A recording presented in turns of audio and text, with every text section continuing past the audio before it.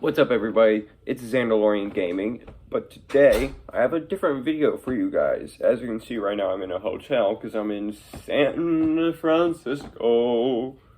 But this is gonna be my language arts project, actually. I just thought I'd post it on my regular channel because the project is actually like a YouTuber, TikToker, I guess. So here we go. So, the book I'm going to be talking about today, Firekeeper's Daughter by Angeline Boulley. It's a really good book, actually, overall, but there are some parts that are just not accurate. So, let's take a walk. So, this is Angeline Boulley, alright? She is of Native American heritage, which is actually what the book is about. So, let me give you a quick little plot. Alright, let's go rapid fire, right? Here we go. The main character is Donna Fontaine. She's a Native American in a Michigan reservation. It's a federal reservation. New guy comes to town. His name is Jamie Johnson. He seems weird, but whatever. He's kind of hot. She kind of likes him. She goes to a party with her friend Lily. Lily has an argument with her ex, Travis. Travis turns out to be high on something. Travis shoots Lily, then commits suicide.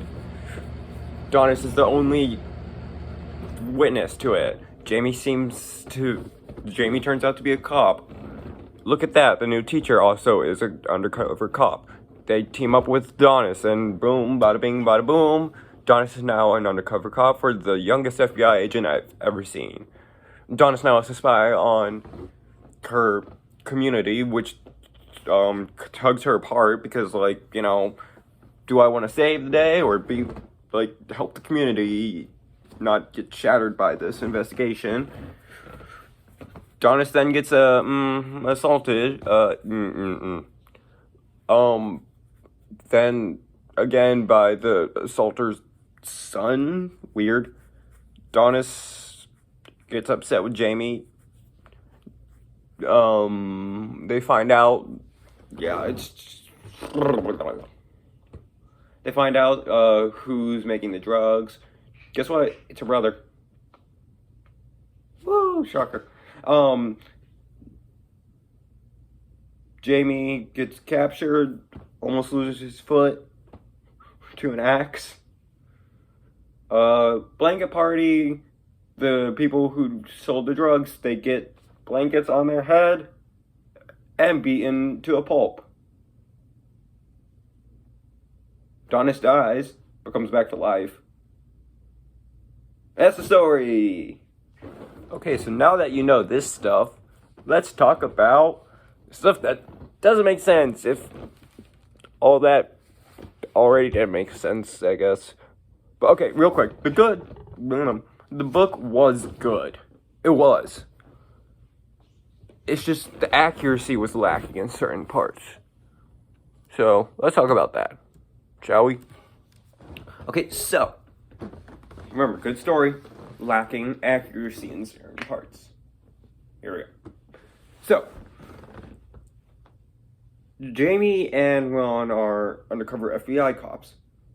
First off, why is it the FBI? Why not the DEA? Which, according to the U.S. Department, well, no, not that one. If you look, I have a literal document of all the stuff pulled up. That doesn't make sense. But, FBI, why would they recruit a 22-year-old? Bro's fresh out of college. Bro's like, I'm gonna take on the world. And the FBI's like, with us you are. No sense at all. But again, why is it the FBI? Why not the DEA? Which is the literal Drug Enforcement Administration. It's a federal agency tasked specifically with controlling and finding and investigating pharmaceutical and illicit drugs.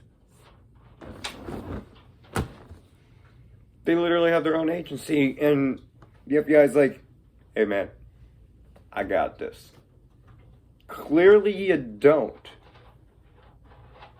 Because I don't know if it's Jamie's first case or he's just really bad at his job. Because he did a bad job. he got captured a lot. Yay.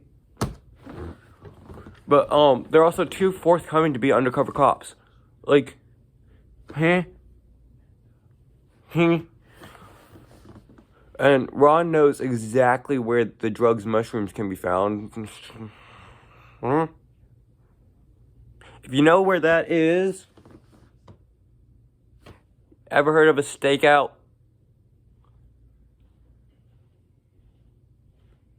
Also, Jamie never shows Donna his badge, which is like real sketchy. Like, yeah, I'm an undercover cop. Don't worry about the badge. Don't worry about that. Where's the badge? And then they're also not testing DNA. Like, they found the bag of meth. Who gave the bag to the dude? Who gave Travis the bag? Check for fingerprints. Takes 2 weeks. They were there for about 2 months. If at the least. Like 2 weeks there and back from the Also, they don't care about the community, which is like actually very true, I guess, nowadays. Sad. Cops only care about doing their job, but not entirely, because their job consists of taking care of the community, which they're not doing. Also, Ron apparently has 3 undergrads and 1 master's. He's in his 30s.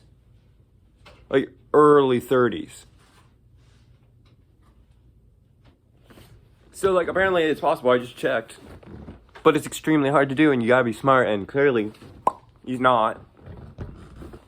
So, that's something. Also, this is the thing that messes with me the most. According to the U.S. Department of Indian Affairs, they really need to change that name, on federal Indian reservations, however, only federal and tribal laws apply to the members of the tribe, unless Congress provides otherwise. U.S. Department of Indian Affairs, number 1. Page 1. I highly doubt that Congress was like, yo, there's drugs going on down there. Let's handle that.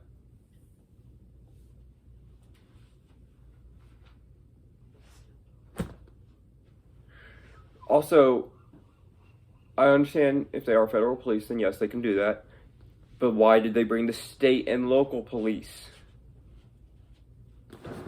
I have another question. How many years do you get for drug trafficking in the U.S.? So I did some research. First offense, not less than 10 years, and not more than life. So, probably, like, if you're white, you're going to get 10 years, but you're going to get out in 5 for good behavior. If death or serious injury happened, no, not less than 20 years or more than life. So, same thing, you just amped it up to 20 and get out at 10 for good behavior, because you're white. Sorry for the politicalness, but upset. And you get a fine of not more than $10 million if it's just an individual. But if more than one person did it, 50 million. 50 mil. Second offense, not less than 20 years and not more than life. So obviously no one's serving life. Which makes no sense. Because people died from the stuff you gave, and like, yeah, I'm not going to criticize our government again. But, yeah, and then that's the part that I have written down. But also, afterwards, I realized this. When Jamie gets captured, let me just point something out. Police have something. So I just did a quick little research. Agents carry guns, even undercover ones. Why didn't Jamie use his gun? Oh wait, did he even have one? Because he should have. Like, if you're going into an area with meth heads who have already killed, and you decide not to take your gun, basically that's a death wish. Because, like, you've already seen someone kill another person while they were on that drug.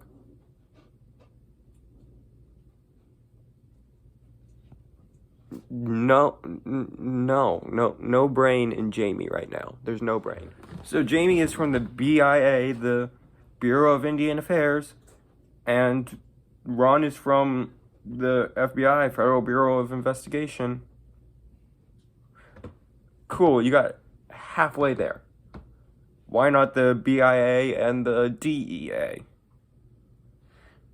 Anyways, according to the book, on page 97, and I quote,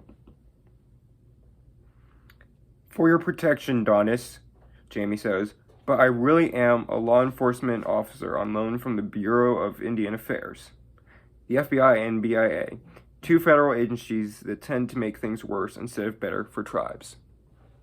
They're supposed to make things better, but clearly in the past they haven't done their job." It's just, it makes me upset. This book shows inaccuracies, but also, at the same time, it shows just how poorly our government treats the native peoples. There's another quote in the book. Let me find it.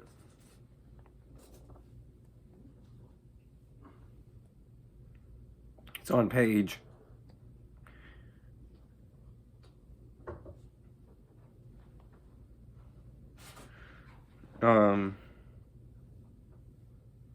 page 96. It says, well, 96 and 97. Well, 196, 197. Quote, "If the community were an ill or injured person, the FBI would cut it out the infection or reset the bones. Amputate if necessary. Problem solved. I'm the only person looking at the whole person, not just the wound." Unquote.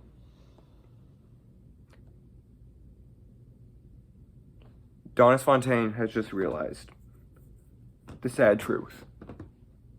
Cops don't care as much as they should.